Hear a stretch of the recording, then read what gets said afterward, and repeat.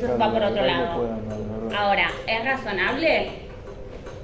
No. Que lo pongan, ni siquiera es eximirlo, ponerlo aprobado. Jamás tendría una materia. Jamás. No, si no es razonable. Para ingresar a la universidad, primero tenés que saber leer y escribir, cómo va a ser. O darte a entender de alguna forma. Si no, no puedes. Por una cuestión de que tenés que acreditar conocimientos. Por otro lado, al hacer lo que estaba haciendo este docente, no solamente que al margen de eso, el que sale perjudicado ahí es el alumno. Porque le estás quitándole la posibilidad de aprender un idioma, en este caso. Distinto es el caso, si yo tengo un alumno que me dice, yo estoy empeñada en que quiero que me escriban 5 hojas del parcial. Si son más de 5 hojas, yo lo tacho y se los devuelvo.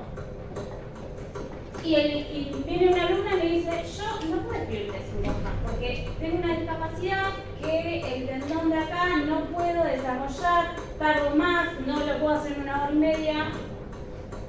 Y yo digo, no, yo soy la docente, yo soy la docente a cargo de la materia, es potestad mía decidir cómo evaluar, nadie me puede decir nada. Y yo te tomo así, si vos no estás en las condiciones, tu problema. Y ahí yo no estoy haciendo ninguna adaptación. La adaptación que yo tengo que hacer es, bueno, te tomo oral. Bueno, te tomo un multiple choice. Eso es un ajuste razonable. Bajo ningún punto de vista, un ajuste razonable puede ser la quita de contenido. Nunca. Menos en un ámbito académico, universitario, en el cual se da un título habilitante. Entiende la diferencia, ¿no? Entre un título de conocimiento y un título habilitante. Nosotros, si vamos al colegio público de abogados, después no tenemos que hacer un examen para poder ejercer. El simple hecho de salir de esta casa de estudio es un título habilitante. La quita de conocimiento es algo que no se procede. Tiene el ámbito primario, secundario, universitario. Esto es un ejemplo de ajuste razonable.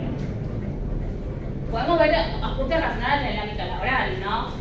Si yo tengo una persona, perdón, los ejemplos que sé de silla de ruedas. Silla de ruedas, es como la base. Es que yo ya tengo mis muletillas para no, hacer la clase. Además asociar silla de ruedas con algún problema mental también siempre.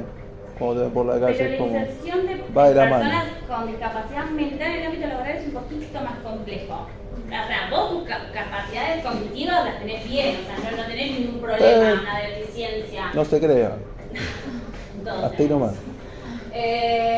A lo que voy es, una persona que empieza a trabajar, si yo pongo todos los escritorios pegados y no lo dejo pasar, y dice, bueno, arreglate como encima trabajo, por ejemplo, mesa de entrada del Poder Judicial en su momento, no ahora la mesa de entrada es virtual, pero en su momento, ¿dónde está el expediente? Le dicen, y no puedo pasar, es tu trabajo, búscalo. Si yo no adapto el ambiente para que la persona pueda acceder, no estoy haciendo un ajuste razonable en el ámbito laboral, porque tampoco le voy a dejar sentado en un rincón, no hagan nada, yo me ocupo y vos estás acá haciendo nada. ¿Se entiende? Cuando se habla del cupo, de inserción laboral, no, porque todo el mundo tiene en el imaginario de, no, está en entrar a trabajar en el Estado o en el Poder Judicial o en la policía, porque es una persona con discapacidad, entonces ya no es cupo. No. Puede tener una discapacidad, pero a su vez tiene que cumplir con la idoneidad y la capacidad para cumplir el cargo. No es que entra cualquier persona. Las personas con discapacidad también presentan CV, tienen cualidades blandas y técnicas para estar en un ámbito laboral. ¿Se entiende? Hay como que muchas cuestiones en el imaginario social que son erróneas, ¿sí? Porque yo he visto un montón, yo ahora cambié de trabajo, pero en el Pucó donde yo trabajaba hay una chica que estudia en esta misma casa de estudios que es sorda, que está con el implante, si no lo prende no te escucha, el que te jode y te dice, me cansé, se la apaga. Entonces la mina, además que yo me cago de risa con Cata, la mina sabe, no es que entró por la discapacidad, la mina sabe sabe, que está por recibir el cuatrimestre que viene. ¿Se entiende? Hay que cumplir las dos cuestiones. Después, otro tema, el diseño universal. Es esto que les hablaba la otra vez. ¿Qué pasó? La causa no. Causa yo. Chistes de práctico, chicos. ¿Qué grupo están? ¿El 3? El 3. ¿Dónde el 3? Ya, bueno, no, espero que nos sigan con las mismas causas. Espero. El diseño universal es esto que hablamos la otra vez, que yo les había dado el ejemplo del arquitecto que decía, bueno, construyo un edificio, pero que además sea lindo. Y cuando uno tiene esa mirada, dice, ¿qué es el diseño universal? El diseño universal quiere decir que cualquier cosa que se haga puede ser utilizado por la mayoría de las personas. Tiene que ser accesible. Accesible a todos, en el sentido, desde poder, un vaso, una vez nos habían mostrado un vaso que puede ser un vaso común como este, pero que tenía un sensor para las personas ciegas no volcarse. Sí, no me acuerdo el mecanismo, ciencia yo malísima, pero tenía el mecanismo para que la persona sabía hasta dónde servirse el café y que no se rebalsara y se quemara. ¿Sí? Digo, cuando lo más visible, si se quiere, es el edificio, ¿sí? Te manda esta decisión de que tiene que tener una rampa, que tiene que tener salida de emergencia, pero tiene que ser creado para el común de las personas, para todos, no para un sector. Y no solamente porque haya quizás una persona con discapacidad. Esto que decía, si un edificio no tiene ascensor, ¿por qué se empezó a hacer el práctico acá, chicos? Porque en el palacio, el último piso, donde estaban los prácticos, no sé, ustedes son muy chicos, pero ya no se puso ahí, no tenía acceso al ascensor. El ascensor llegaba hasta el séptimo y era en el... Sí, un piso por escalera. Un piso por escalera chiquita, angosta. Y era imposible. Por eso la facultad puso aula para que se pueda cruzar acá, porque era inaccesible. Se entiende que esto, hay edificios que no se van a tocar porque son patrimonio cultural. Y hay otro que sí, no te va a dar. En ese justo no hay forma de que siguiera el elevador, ya habían ido un arquitecto a ver, pero bueno. Digo, el diseño universal tiene que ser la creación de un elemento, de un objeto que pueda ser utilizado por la mayor cantidad de personas posibles. El ascensor no solamente lo usa una persona con discapacidad, lo usa una mujer que está embarazada, lo usa una persona que tiene un yeso, lo usa una persona que tiene movilidad reducida, le usa a las personas que están cansadas, o sea, le usa la mayor cantidad de personas. Eso es el diseño universal. Esto de cambiar la mirada y construir y crear nuevas realidades para la mayor cantidad de personas posibles. ¿Sí? También van a tener el concepto de apoyo, que lo vamos a retomar en otra clase porque el concepto que tiene la Convención de Apoyo dista mucho del concepto que establece nuestro código de apoyo. La palabra apoyo es una palabra muy ambigua, ¿sí? Que le vamos a dar distintas acepciones dependiendo de en qué contexto estamos hablando. Cuando hablamos de apoyo respecto de capacidad jurídica, vamos a estar hablando de aquellas personas que actúan no en representación, pero sí acompañando a una persona con una discapacidad mental o intelectual que les fue restringida la capacidad. En cambio, la convención habla de apoyo respecto de objetos, como puede ser un bastón, una silla de ruedas, un perro guía, es un apoyo, ¿sí? Entonces, es un término que vamos a desarrollar y desarmar más adelante.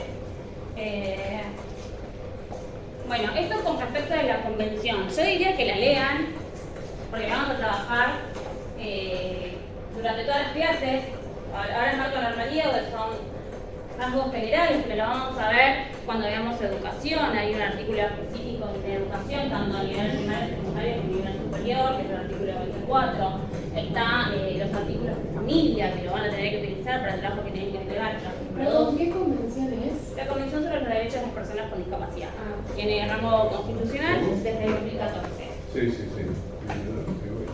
Ay, está bien. Bueno, después de la convención, avanzo porque si no, no llegamos.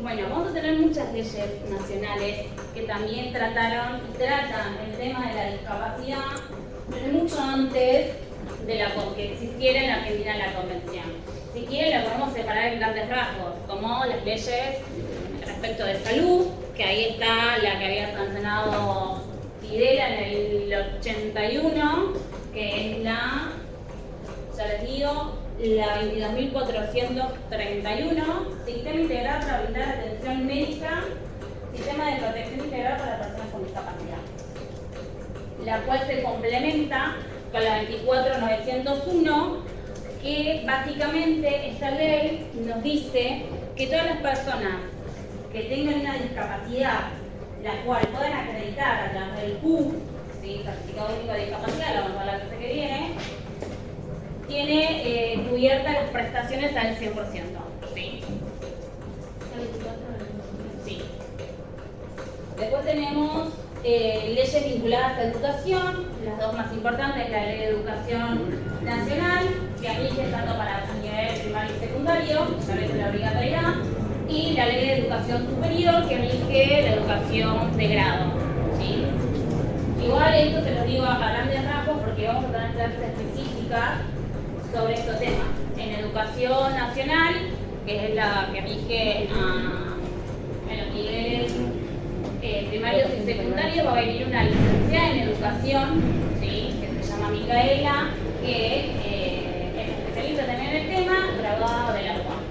Así que les va a explicar bien cómo es el sistema educativo en los niveles primarios y secundarios, y conmigo van a ver lo que es educación superior, ¿sí? El sufrimiento de lo que es toda el área de discapacidad en la Universidad Nacional de Buenos Aires y cómo se vincula con el resto de las universidades nacionales. Y después tenemos, bueno, me adelanto un poco, está el código, nuestro nuevo Código Civil y Comercial, que entró vigente en el 2015, ustedes empezaron con el código nuevo, claramente, yo no, a mí me va a dejar la mitad, así que yo soy del código Vélez, pero bueno, este código trae la idea, el código este nuevo nos habla de discapacidad en los términos de discapacidad mental e intelectual, ¿sí? Y lo vamos a tratar cuando hablamos de capacidad jurídica. En esos términos habla de nuestro código de la discapacidad. Esto vamos a tener una clase específica porque el proceso de restricción de capacidad es un tema muy importante y yo después les voy a decir cosas que no quiero que me digan porque el doctor se da abochado gente del práctico porque han dicho esas cosas. Y sí, les voy a... sépanse de cabeza que es un acto jurídico. Si no lo saben así, se lo digo en serio, porque me lo preguntan. Discapacidad mental. Intelectual. Nuestro código también habla de apoyo, pero como bien les dije antes, lo utiliza en términos distintos de lo que utiliza la convención. Y por último, vamos a ver en los últimos 20 minutos lo que son las 100 reglas de Brasilia. A ver, ¿alguna vez escucharon ustedes? ¿Vos habías cursado la materia? Sí, no, por eso. No, como Por entró eso se fue. no hablo porque corro con ventaja, pero bueno, Como entró. me escucho muy atentamente. Bueno, las 100 reglas de Brasilia es un documento que firmaron todos los jueces de las Cortes Supremas de Iberoamérica, ¿sí? En Brasil, obviamente, en el año, si no me equivoco, 2008. Lo cual, este documento fue ratificado a través de una acordada de la Corte en Argentina en el 2009. El documento se llama Las 100 reglas de Brasilia para el acceso a la justicia, bla bla. Spoiler, no sé. ¿Cómo? No sé. No funciona. Menos mal. ¿Por qué? Porque hay problemática con las 100 reglas de Brasilia. ¿Qué pasa? Es un documento en el cual los jueces de la Corte se les cayó la manzanita a la cabeza que dijeron, ah, y no todas las personas pueden acceder a la justicia. Bingo. Bueno, entonces, ¿qué dijeron? Bueno, hagamos un documento en el cual demos recomendaciones para que los grupos en situación de vulnerabilidad puedan acceder verdaderamente a la justicia. O sea, el objetivo de esta convención es eliminar las barreras. Vieron que yo antes les dije, no solamente hay barreras en cuestiones edilicias, sino, por ejemplo, hay barreras en el acceso a la justicia, ¿sí? Que ahora las vamos a tratar.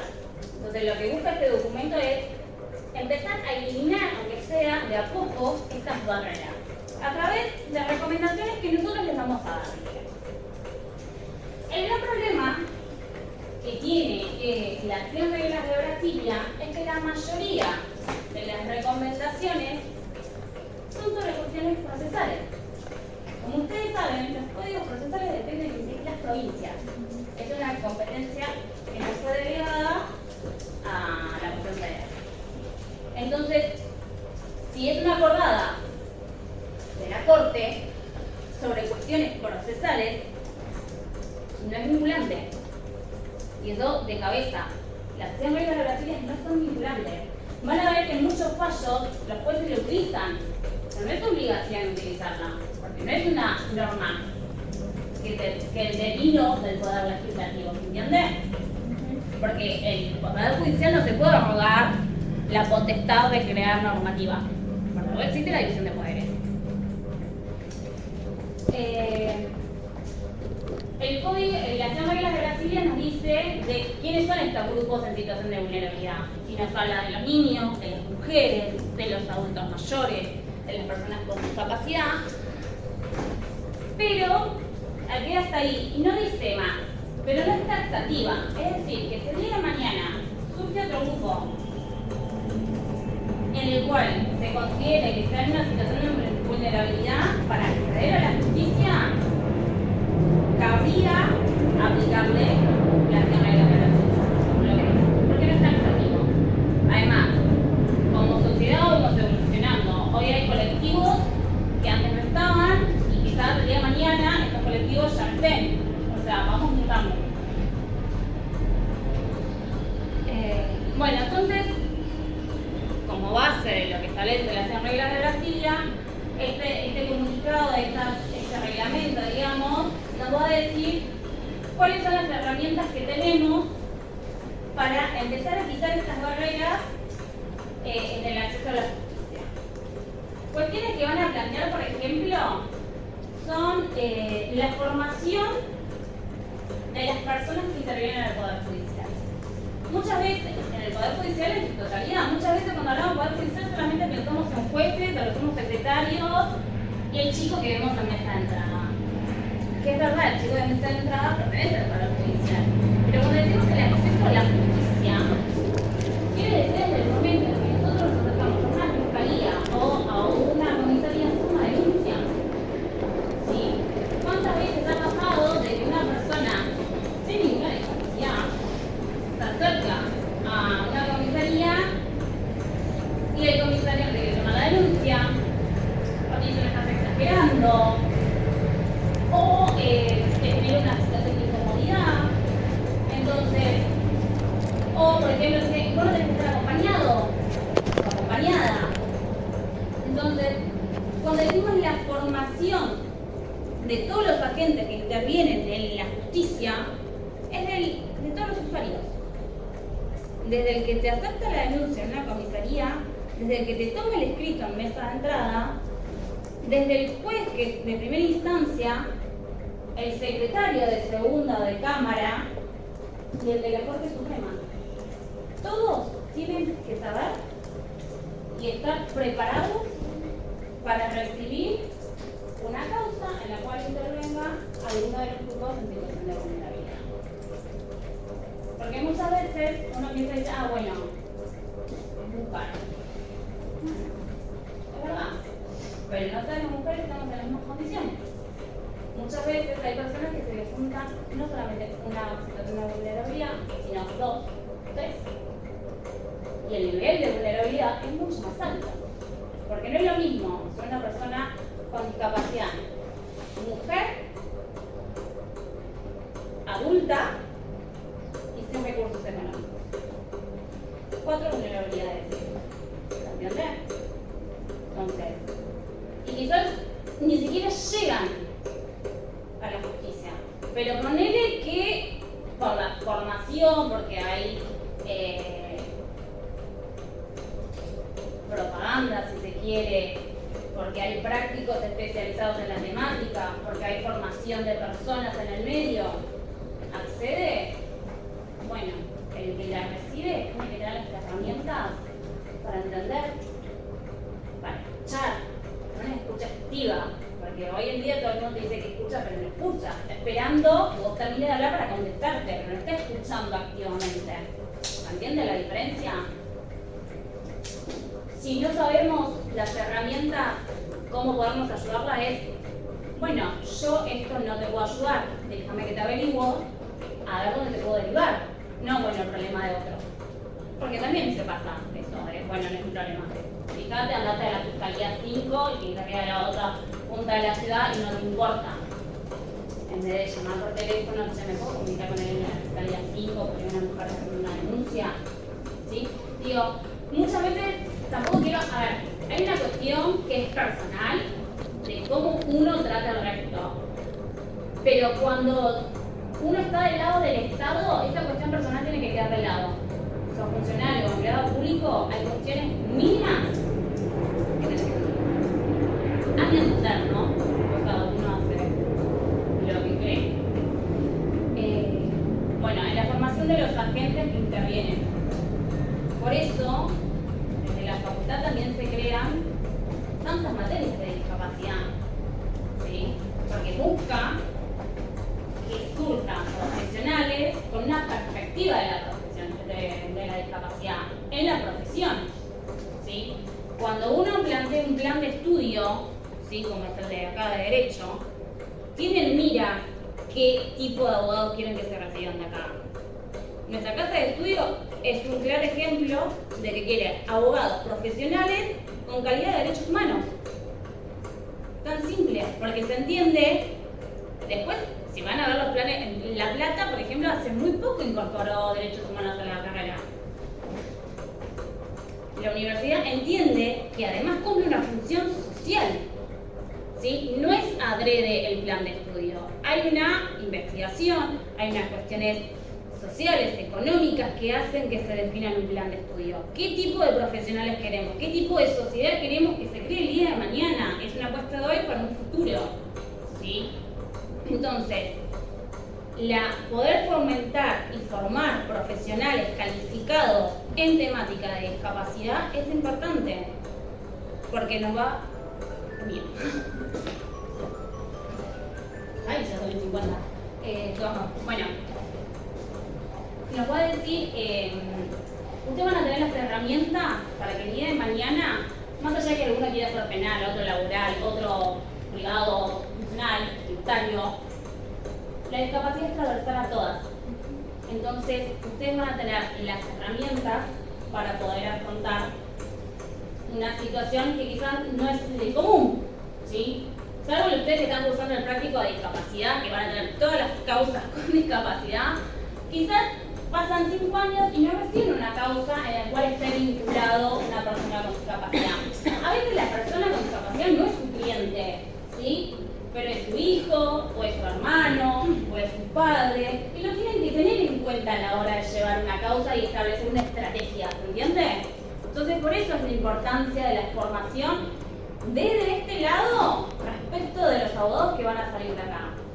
Pero en otras carreras va a ser desde su profesión, ¿sí?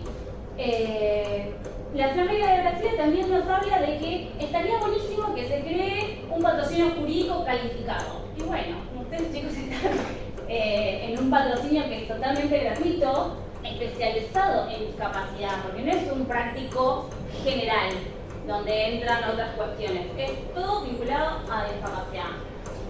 Lo tiene la UBA, lo tiene también el Colegio Público de Abogados, pero digo, Ciudad de Buenos Aires no es la Argentina, ¿sí? Por más que se traten de estrechar vínculos y puentes con otras provincias para fomentar, el acceso a la información, en un mundo donde estamos hiperconectados, muchas veces es deficiente todavía, porque la abundancia de información a veces también es desinformación.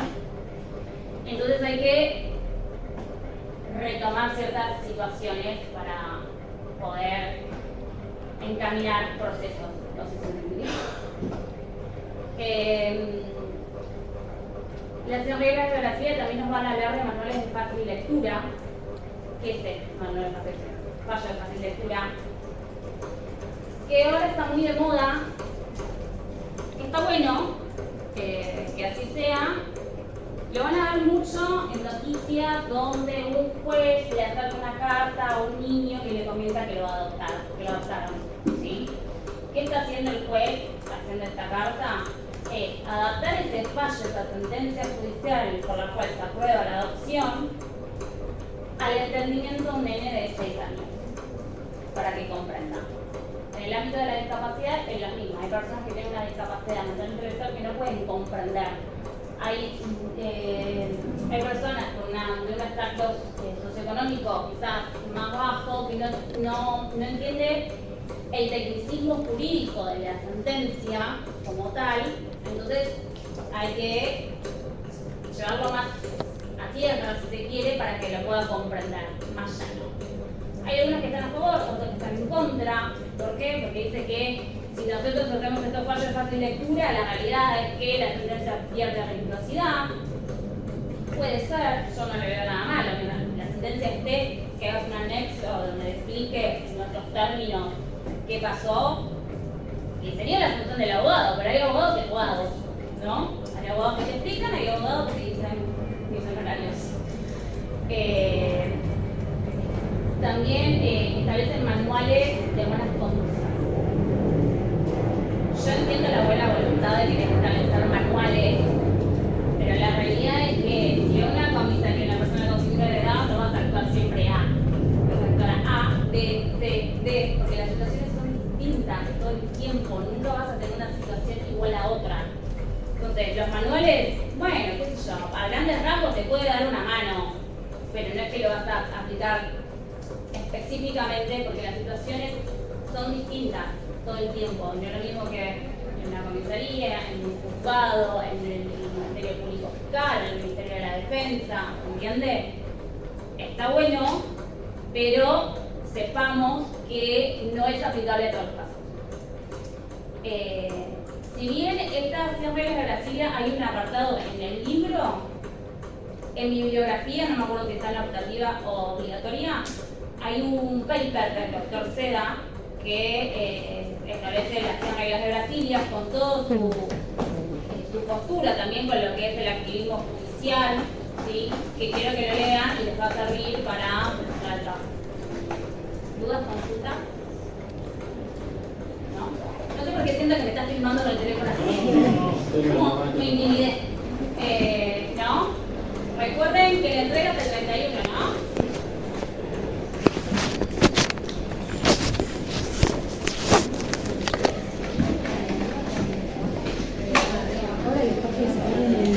El link del coso. Dale, dale, dale. Buenísimo.